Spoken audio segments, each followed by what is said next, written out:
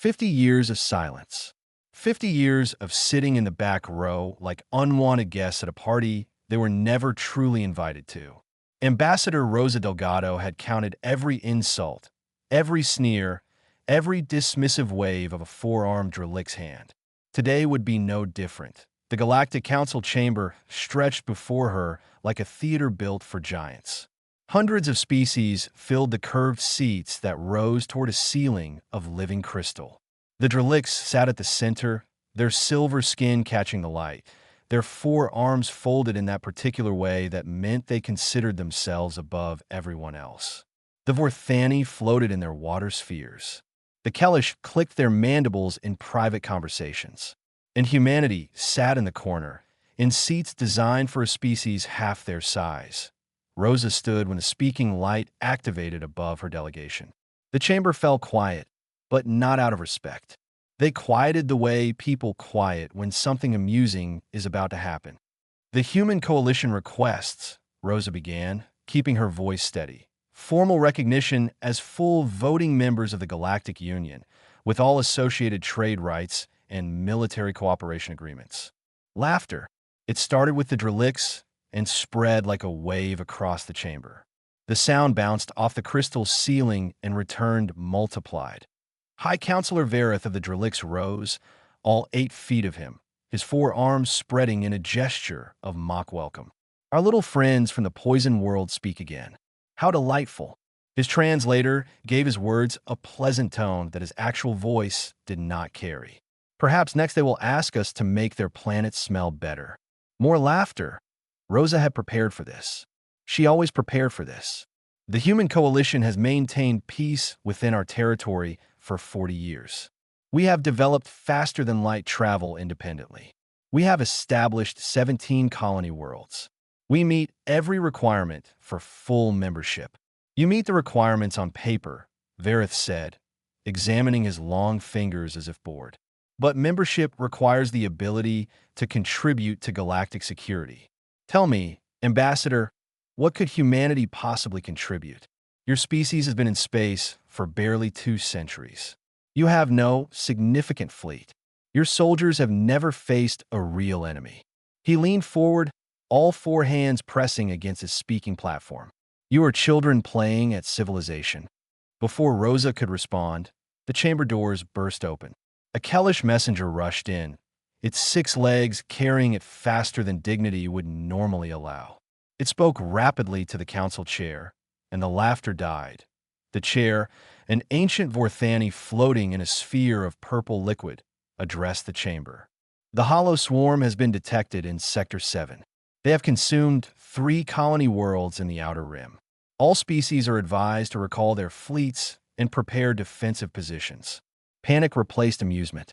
The Drelix began shouting about protecting their trade routes. The Kellish clicked frantically about their border colonies. Smaller species simply fled the chamber, knowing they had no defenses to prepare. Rosa raised her hand.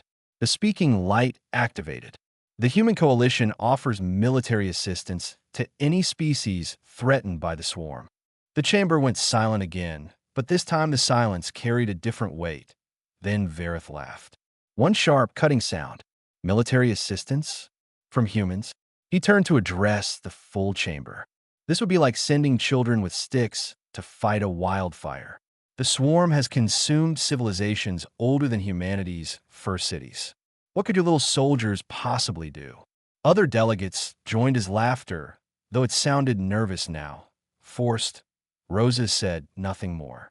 She gathered her materials and walked out of the chamber with her head held high.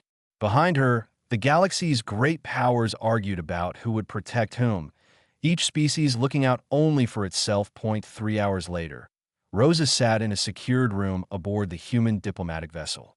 Across from her, a face appeared on the screen that few in the galaxy had ever seen. General Samuel Okonkwo, commander of Earth's Unified Defense Force, looked at her with eyes that had seen too much. They laughed, Rosa said. It was not a question. They always laugh. Samuel's voice was deep and calm, the voice of a man who had long ago stopped caring about the opinions of those who had never bled. Did you expect different? I hope. Samuel nodded slowly. Hope is good. but preparation is better. He touched something off-screen, and a file appeared on Rosa's display. Classification level, Black Sunday. What you're about to see does not officially exist. Rosa opened the file. Her breath caught in her throat. Numbers. Endless numbers. Soldiers, ships, weapons, supplies. Not the small defense force humanity publicly maintained. Something else entirely. Something massive. 12 million active duty personnel, Samuel said. 4 million reservists. 800 warships, including 200 heavy cruisers. And weapons, Rosa. Weapons we developed because everything on Earth has been trying to kill us since we climbed down from the trees. How? Rosa whispered. The Union monitors our military spending. They monitor what we let them see. A thin smile crossed Samuel's face. Humanity has been fighting since before we had words for it. We fought ice ages. We fought plagues. We fought each other for 10,000 years.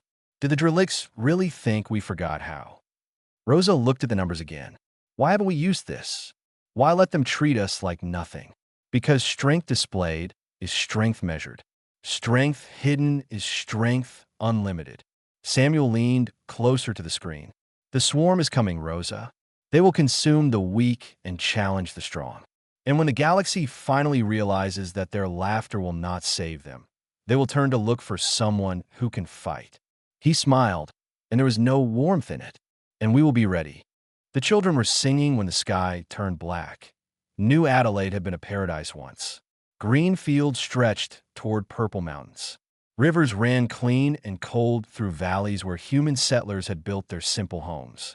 40,000 people had come here to farm, to raise families, to escape the crowded stations and the politics of Earth.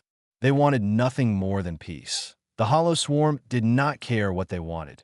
Captain Diana Reyes watched through her binoculars as the first drop pods fell. Black shapes against the orange sunset, hundreds of them, then thousands, slamming into the earth like metal rain. Each pod carried 12 swarm warriors. She did the math in her head and felt her stomach turn cold. How many?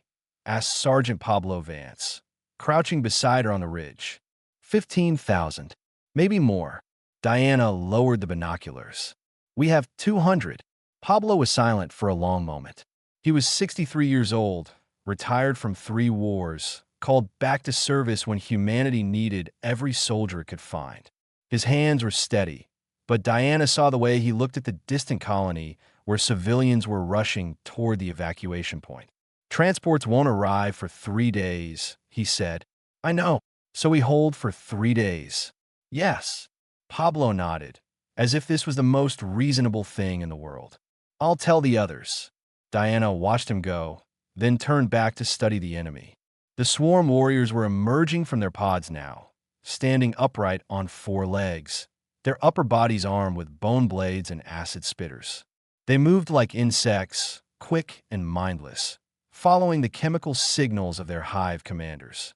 They had consumed 37 civilizations.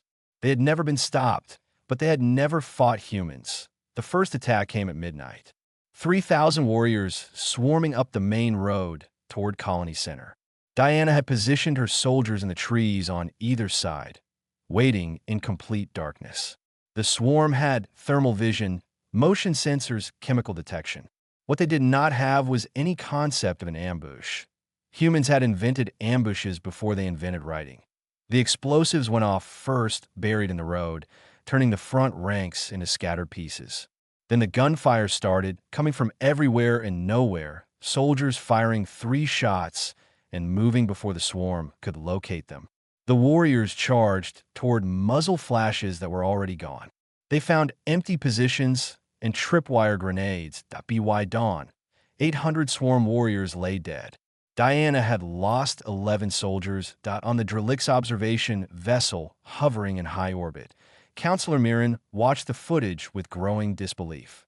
She had been assigned to study humanity, to provide intelligence on the small species that the Council found so amusing. What she was seeing did not match any of her reports.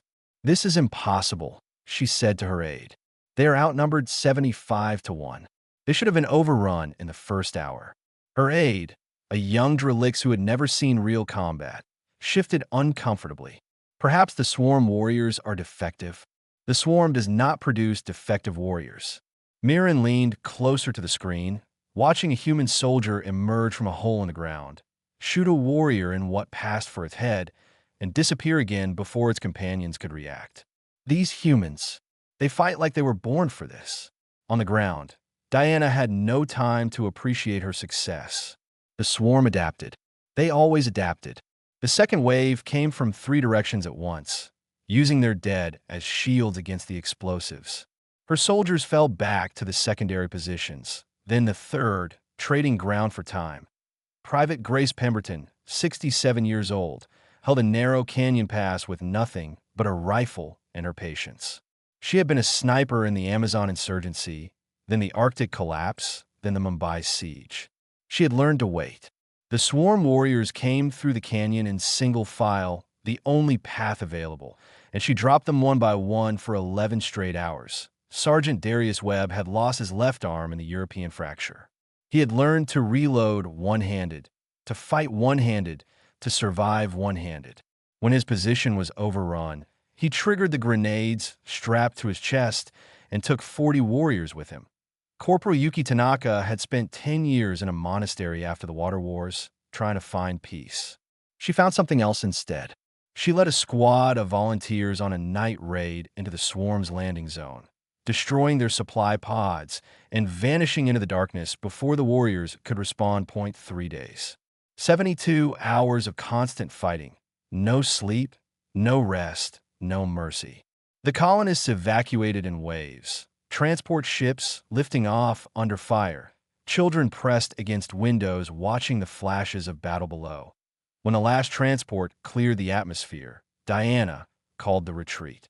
Of her 200 soldiers, 71 remained. They gathered at the extraction point, bloody and exhausted, carrying their wounded. Counselor Mirren watched them go. She had stopped writing reports. She was too busy trying to understand what she had witnessed. Her communicator chimed. A priority message from Swarm Intelligence. The main fleet had changed course. They were no longer heading for the wealthy Drelix worlds or the resource-rich Kellish systems. They were following the human transports. The Swarm had never been embarrassed before. They had never been hurt by prey they considered weak. They did not know how to respond to this new feeling, but they were learning, and they wanted revenge. The letter arrived on a Tuesday afternoon, delivered by a young soldier who could not meet her eyes. Grace Pemberton had been pulling weeds from her garden when the military vehicle stopped at her gate. She was 67 years old, retired for 15 years, living in a small house on the Welsh coast where she grew tomatoes and tried not to dream about the things she had done. The salt air helped. The silence helped. Nothing else did. The letter was simple. 3 paragraphs. Official language. But the meaning was clear enough. Protocol Grey Dawn has been activated. All veterans capable of service are recalled effective immediately. Report to your nearest processing center within 48 hours. Grace read it twice. Then she looked at her tomatoes, red and ripe in the afternoon sun. She had been looking forward to the harvest. Give me an hour, she told the young soldier. I need to pack. Across Earth, similar scenes played out in 1,000 different ways. In a garage in Detroit, Darius Webb put down his wrench and stared at the letter. He was 54, missing his left arm, working as a mechanic to pay for his daughter's school. The military had given him a medical discharge after the European fracture. They had said he would never fight again. The letter did not care what they had said. In a monastery in Kyoto, Yuki Tanaka received her letter during morning meditation. She had come here to find peace, to escape the memories of the water wars. She had thought she was done with violence. Looking at the words on the paper, she understood that violence was not done with her. General Samuel Okonkwo stood before a room full of officers and politicians, explaining what they were about to do. The Galactic Union has formally abandoned humanity, he said. His voice was calm, almost casual, as if discussing the weather. They have declared us too small, too weak, too primitive to be worth protecting. They believe the swarm will consume us and solve what they see as the human problem. He pressed a button, and the wall behind him lit up with images. The swarm fleet. Thousands of ships, each one carrying millions of warriors, moving toward human space. They are wrong. The room was silent. For 50 years, we have hidden our true strength. We have let them laugh at us, mock us, dismiss us. We have watched, and we have waited, and we have prepared. Samuel turned to face the images of the approaching fleet. The waiting is over. Processing centers opened across every continent. Veterans arrived by the thousands, then the tens of thousands, then the millions. Men and women who had fought in conflicts the galaxy had never heard of. The water wars, when nations had killed each other over dying rivers. The Six-Day Collapse, when Europe had torn itself apart. The Mumbai Siege, the Arctic Campaign, the American Fracture. Humanity had been at war for 10,000 years. They had never stopped. They had only paused. Far away, on the Drelix homeworld, Counselor Mirren sat in a darkened room surrounded by screens. Each screen showed a different piece of information about Earth's history. She had been studying humans for 20 years. She thought she had understood them. She had understood nothing. Here, she said to herself, pulling up a timeline. The Great War. 17 million dead. And here, 20 years later, the Second World War. 70 million dead. She moved forward through history. The Cold War. The Gulf Wars. The African Wars. The Climate Wars. The Water Wars. She stopped counting after a while. The numbers were too large. The wars were too many. They never stopped, she whispered. Not once. Not ever. For their entire history, they've been fighting something. Her aide entered the room. Counselor, the High Command requests your assessment of human military capability. Mirren laughed. It was not a happy sound. Tell them I was wrong. Tell them we were all wrong. She stood, knocking over a stack of documents. These are not primitives playing at war. These are predators. The most successful predators their world ever produced. Everything else on their planet that tried to fight them is extinct. Should I tell them that exactly? Tell them whatever you want. They won't listen. Mirren walked to the window and looked out at the peaceful Drelix cities below. They'll keep laughing until the humans show them what 10,000 years of practice looks like. On Earth, the fleet assembled. 400 warships, built in secret shipyards on the far side of the moon. 2 million soldiers, veterans of humanity's endless wars, carrying weapons designed by a species that had evolved fighting everything. Grace Pemberton boarded a transport with 2,000 other snipers. Her rifle was newer than the one she had used in the Amazon, but felt the same in her hands. Good. Solid. Ready, Darius Webb joined an engineering battalion. They had given him a mechanical arm, better than the one he had lost. He flexed the metal fingers and smiled for the first time in years. Yuki Tanaka was assigned to a special operations unit. They gave her a sword along with her rifle. She had thought she was done with violence. She had been wrong. But perhaps this time, the violence would mean something. The fleet launched at midnight, Earth time. 400 ships rising from hidden bases, forming up an orbit, then jumping toward the stars. They were not going to defend Earth. They were going hunting.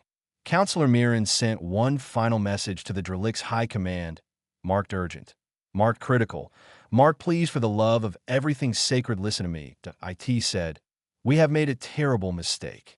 These are not helpless primitives. They are predators who learn to hide their teeth. And we have given them a reason to bite. No one responded. They were still laughing. Nobody answered when the Lutheri called for help. Nobody except the humans. The Lutheri were gentle creatures. Tall, covered in soft brown fur, with large eyes designed for gathering light in the forests of their homeworld. They had evolved as herbivores, eating the sweet grasses of their endless plains. They had no word for war in their language. They had no weapons, no soldiers, no concept of organized violence. When the Hollow Swarm entered their system with 2,000 ships, the Lutheri sent messages to every species in the Galactic Union. They begged for protection. They offered everything they had. They promised eternal gratitude. The Drelix said they were too busy protecting their own borders. The Kellish said the same. The Vorthani expressed sympathy, but sent nothing. One by one, every species that had laughed at humanity's offer of military assistance turned away from the Lutheri's cries. Then the human fleet arrived. Admiral Paulo Ferreira was 61 years old, a veteran of the Pacific Naval Wars and the Atlantic Standoff. He had commanded ships in storms that would have destroyed any vessel the galaxy's advanced civilizations had ever built. He had learned to fight in conditions that these comfortable aliens could not imagine. His fleet was small, 80 ships against the swarm's 2,000. Any reasonable commander would have retreated. Any sane tactician would have calculated the odds and fled. Paulo was human. Humans had never been reasonable about these things. All ships, battle formation Trafalgar, he said calmly into his communicator. Prepare for close engagement. The swarm fleet moved toward them with the confidence of a predator approaching easy prey. They had fought countless species across 1,000 years. They had never lost. They did not expect to start losing now. Paulo let them get close. Closer. Closer still. Now, the human ships scattered in 12 different directions, each one releasing a cloud of decoys that blazed with heat and electromagnetic noise.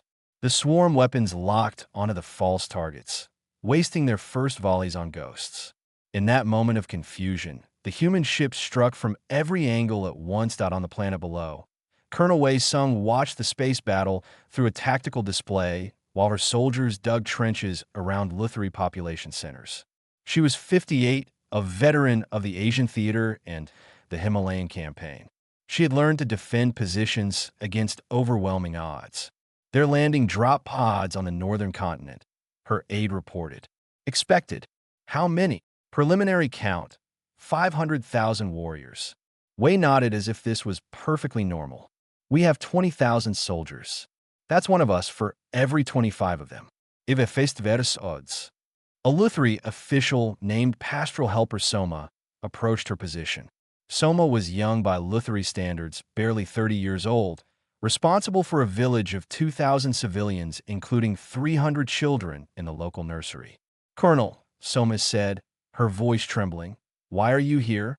Your species has no connection to ours. The Galactic Union abandoned us. Why did you come?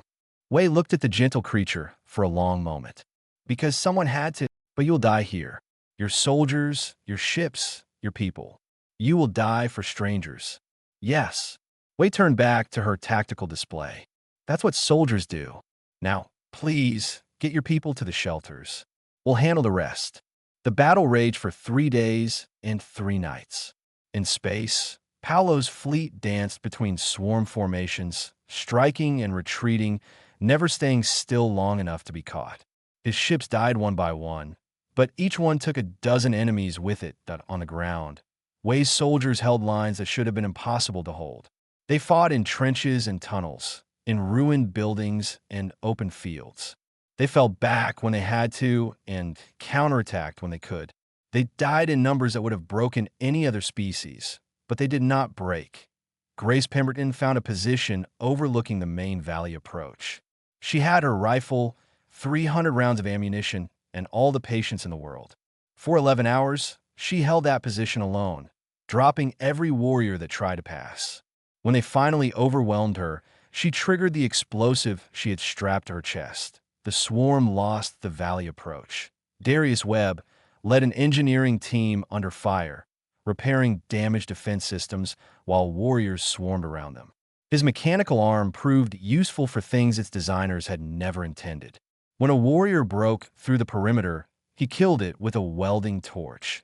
Yuki Tanaka disappeared into the swarm's rear lines with a special operations team. They destroyed supply pods, assassinated hive commanders, and created chaos wherever they went. Most of them did not return. Those who did brought intelligence that changed the course of the battle. Counselor Mirren watched from her observation vessel, no longer writing reports. She was simply watching, trying to understand. These humans were dying by the thousands. Their fleet was being slowly destroyed. Their ground forces were being pushed back step by step, and still they fought.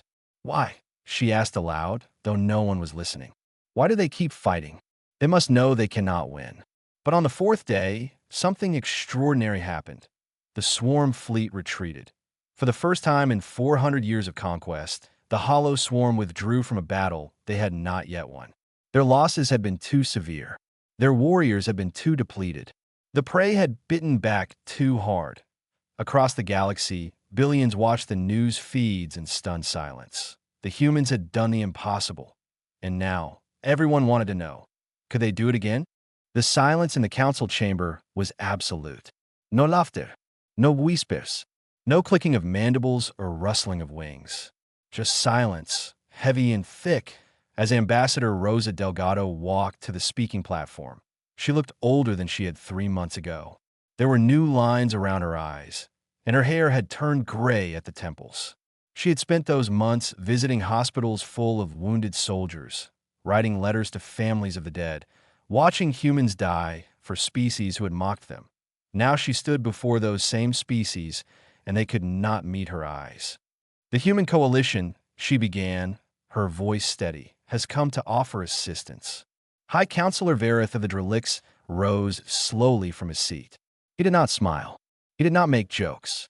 The humor that had filled this chamber for 50 years was gone, replaced by something that looked very much like fear. Ambassador Delgado, he said, and his voice was soft now, respectful. The Drelix Confederation formally requests military alliance with the Human Coalition. We offer full membership status, complete trade access, and... He paused, the words clearly painful. Our apologies for past behavior. Rosa looked at him for a long moment. She had dreamed of this day. She had imagined how satisfying it would be to hear those words, to see that fear in alien eyes, to finally be treated as an equal. That IT did not feel satisfying. It felt empty. Thousands of her people had died to earn this moment. We accept, she said simply. But understand this. We do not fight for recognition. We do not fight for trade rights. We fight because we believe that everyone deserves protection, even those who laughed at us. Even you. The chamber remained silent as she walked back to her seat. That on the Drelix homeworld, Counselor Mirren stood before her people's high command, showing them everything she had learned. Human history is a record of warfare, she explained, moving through images on the display. They have been fighting since before they developed agriculture. Their greatest technological advances came from war. Their art celebrates warriors and battles. Their religions promise paradise to those who die fighting. This is barbaric, one of the commanders said. Yes, it is also why they're still alive. Mirren changed the display to show the current galactic map. The swarm has consumed civilizations far older and more advanced than humanity. Those civilizations had forgotten how to fight. They had evolved beyond violence. They thought war was primitive, outdated, unnecessary. She paused to let that sink in. The humans never forgot. They never stopped practicing. And now they're the only species in this galaxy that knows how to face the swarm and survive. On the human flagship Defiance, General Samuel Okonkwo met with alien commanders from 40 different species.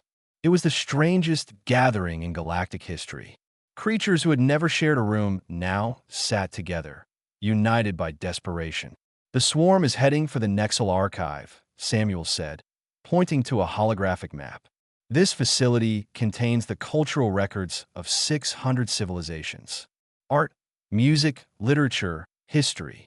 Everything that makes a species who they are. A Kellish commander clicked nervously. If the swarm consumes the archive, they will absorb the knowledge of 600 peoples. Correct. We cannot allow this. Samuel looked around the room. We have 1,200 ships from 40 species. The swarm has 10,000. By any reasonable calculation, we will lose. Then why fight? Asked a Vorthani delegate. Because reasonable calculations are for people who have something to live for. Samuel smiled, though there was no warmth in it. Humans have always been willing to die for things we believe in. Are you? The room was silent. Then, slowly, the alien commanders began to nod. Training began immediately. Human veterans worked alongside alien soldiers, teaching tactics that no other species had ever needed to learn. How to set an ambush. How to fight in close quarters. How to continue fighting when wounded, exhausted, and outnumbered. Darius Webb, the one-armed mechanic, became an unexpected teacher. He showed alien engineers how humans repaired equipment under fire, using whatever materials were available, improvising solutions that no manual had ever described. Your machines are better than ours, he told a group of fascinated Kellish technicians. But machines break. When they break, you need to fix them with whatever you have, wherever you are, while someone is trying to kill you. That's what humans are good at. Yuki Tanaka trained volunteers from a dozen species in hand-to-hand combat. Most of them had never struck another living being before. She taught them anyway, patient and calm, understanding that she was asking them to become something they had never imagined. That a young Lutheri named Soma was among her students. Soma had survived the siege of Barith Vin. She had watched human soldiers die to protect her village. Now she wanted to fight alongside them. I was always told that violence is wrong, Soma said after a training session. That civilized beings do not hurt others. Violence is wrong, Yuki replied. But sometimes it is the only language your enemy speaks. If you refuse to learn that language, you cannot protect those you love. The combined fleet assembled at the edge of the archive system. 1,200 ships from 40 species, with human veterans serving as the tactical core. Then the message came. The Swarm Queen, a being who had not spoken in 400 years, broadcast to every ship in the galaxy. We will consume your knowledge, your history, your memories. And we will begin with the loud little predators who dared to bite us. Samuel Okonkwo listened to the message and laughed. Let her come, he said. We have been waiting. The stars themselves seemed to hold their breath as the two fleets faced each other across the void. 10,000 swarm vessels hung in the darkness like a black cloud stretching across space. Each ship pulsed with a sickly green light, carrying millions of warriors bred for nothing but consumption and conquest. At their center floated the Queen's vessel, massive and ancient, the heart of a species that had never known defeat. Against them stood 1,200 ships from 40 worlds, their lights a scattered rainbow against the endless black. Humans and Drelix and Kellish and Lutheri and dozens of others, united for the first time in galactic history. Admiral Paulo Ferreira stood on the bridge of the Defiance and studied the enemy formation. He was tired. They were all tired.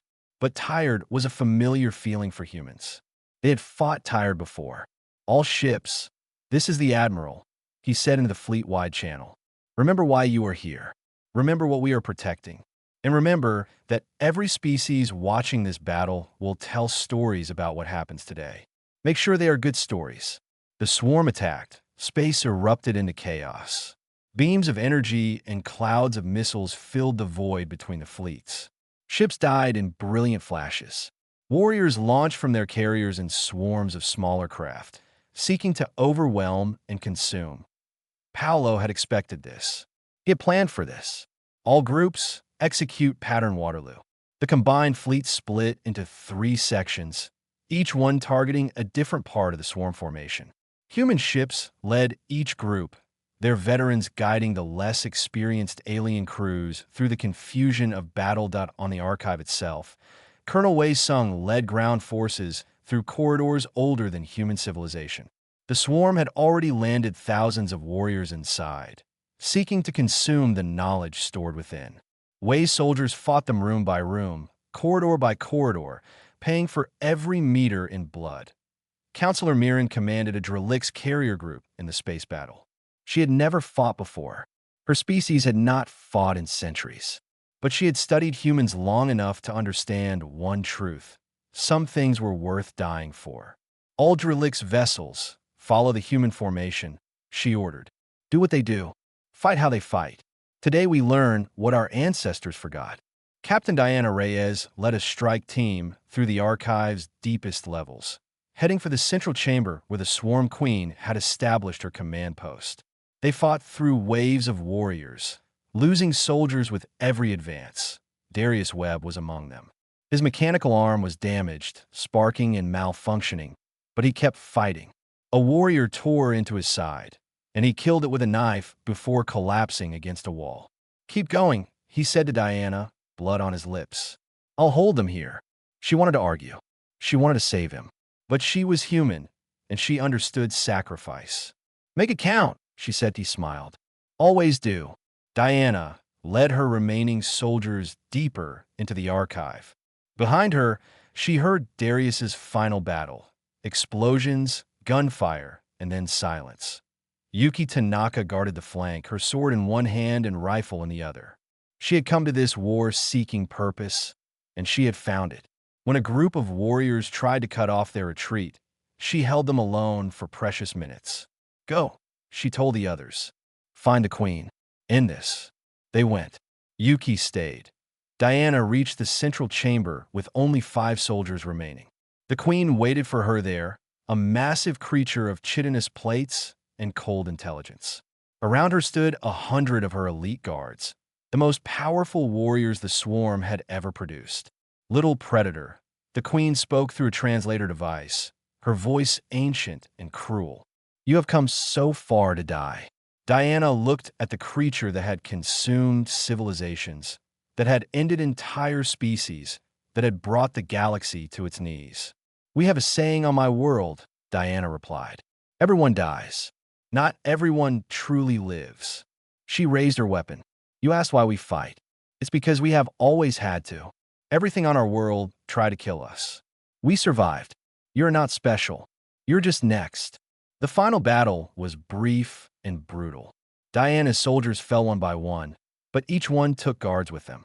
When Diana finally stood before the queen alone, wounded and exhausted, she carried one last explosive.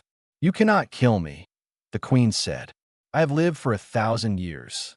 Everything ends, Diana said, and triggered the device. The explosion destroyed the central chamber and killed the swarm queen.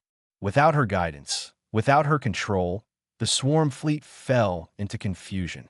Warriors stopped advancing. Ships began to retreat in space. Admiral Paolo pressed the advantage. The combined fleet drove into the scattered swarm forces, destroying hundreds of vessels before they could escape. By dawn, it was over. The swarm was broken. Not destroyed, but broken. They retreated into deep space, leaving behind a galaxy changed forever. 60% of humanity's forces had died. Thousands of aliens had fallen beside them. The cost was almost too high to count, but the archive stood. The knowledge of 600 civilizations remained safe. And across the galaxy, species who had laughed at humanity now stood in silence. 1 year later, Ambassador Rosa Delgado addressed the Galactic Council. A statue of Diana Rez stood behind her, one of thousands raised on 100 worlds. We never wanted to be warriors, Rosa said. We wanted to be neighbors. We wanted to be friends. But we learned long ago that sometimes you have to bleed to earn a seat at the table. She looked out at the assembled species, at the empty seats where the fallen had once sat, at the faces of those who finally understood. We paid that price. We will always pay it, because that is what humans do. On the planet Bareth Ven, an elderly Lutheri named Soma tended a garden where human soldiers lay buried. Her grandchildren played nearby, safe and free because strangers had died for them. The galaxy had laughed at humanity once that IT would never make that mistake again.